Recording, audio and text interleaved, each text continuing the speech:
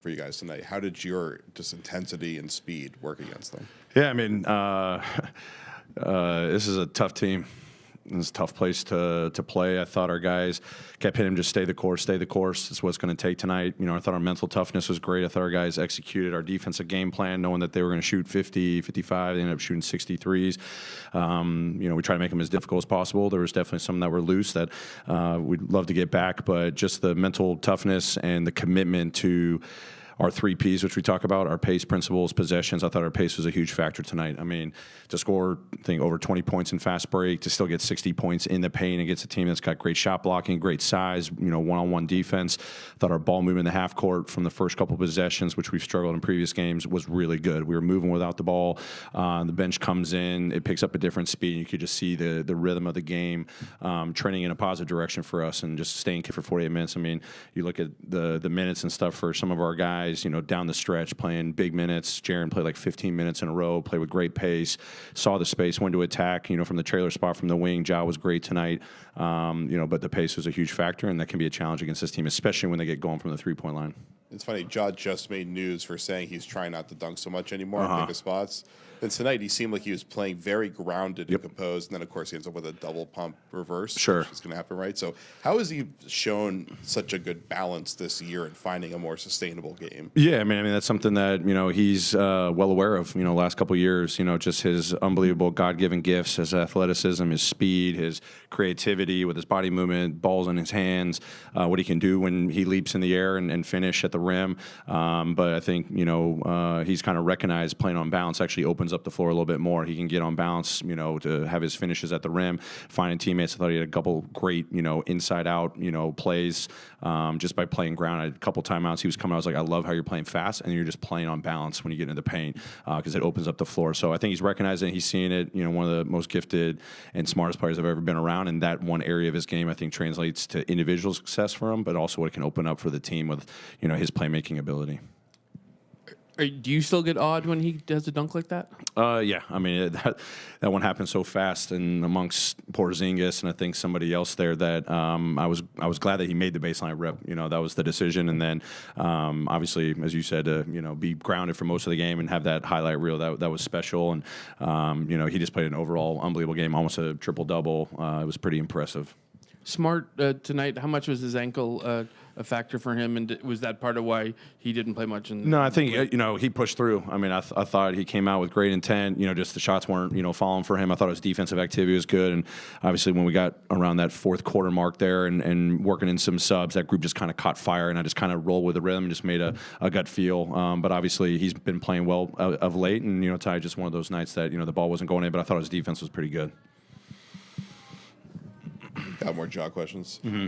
He's such a great downhill threat, but when you get downhill, you can't really pass forward. You're pretty much passing Sure. back. How has him kind of sitting back and being on balance allowed other guys to kind of fill in that space and allow him to thread those kind of passes? Yeah, I mean, it's huge. I mean, obviously, you know, it's tight windows that he can, you know, throw it in. We're trying to be mindful of being even just more aware of the open space. And when he's on balance, he can find the guy behind him. He can find the kickouts. He can use his pivot game. He's been really working on that a lot to just distort the defense. Everyone's going to go for pump fakes, trying to block his shots. Once they're up, then he can go finish sometimes, or he can kick out. And then, obviously, he shot the ball well from the three-point line tonight. Just his movement off the ball, playing on balance there. I thought he had good balance in his shot, you know, knocking down free throws. So overall, just a very balanced game by Ja. It seems like you guys are less pick and roll and kind of more spread out this year offensively. Maybe that's inherent to just playing in transition. But like tonight, the guys that were scoring, it's like Ja had his moment in the fourth quarter. Jaren had his moment. Des had his moment. Like, how are you guys finding those segments throughout crunch time or big parts of the game where it's like one guy's going to just have the space to attack over and over? Sure. I mean, as we've been saying since the start of the season, we want 5 guys that can be in attack mode, 5 guys that can take the space and not just rely on 1 or 2 guys and pick and roll every single time to create an advantage. Our pace creates the advantage. Just our dribble drive game, our pass and cut game can open that up, and it just hopefully keeps the defense off balance. They can't just predetermine, oh, we're going to see this action, we're going to see this pick and roll combination. But then when the game needs to slow down, we can use our pick and rolls to create the advantage. We use that for Ja and Des a couple times late, and also use some ISOs. So we're just kind of evolving, wanted to do something different with our offense, knowing pace and speed's important for us, but our recognition of just manipulating space can come in a lot of fashions outside just pick and rolls.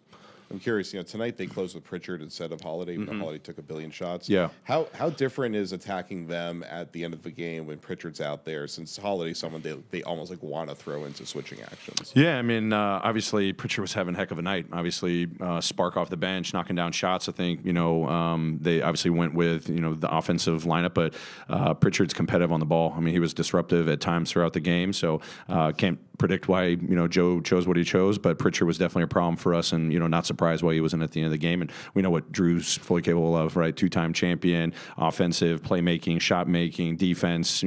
Luckily tonight, just our ball movement and some individual performances at the end just got us that win in an important crunch time. Sorry about my English, okay?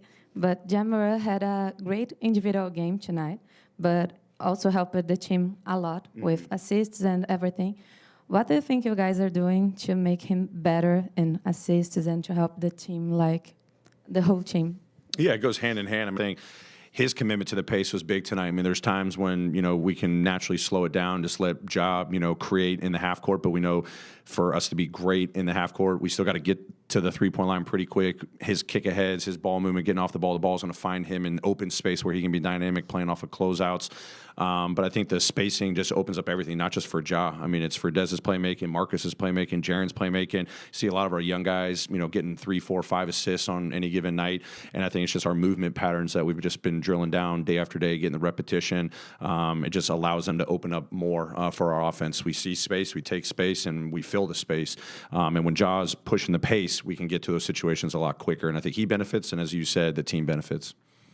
Thank you. Yeah, of course. Great. Thanks, everyone. Appreciate it. Take care.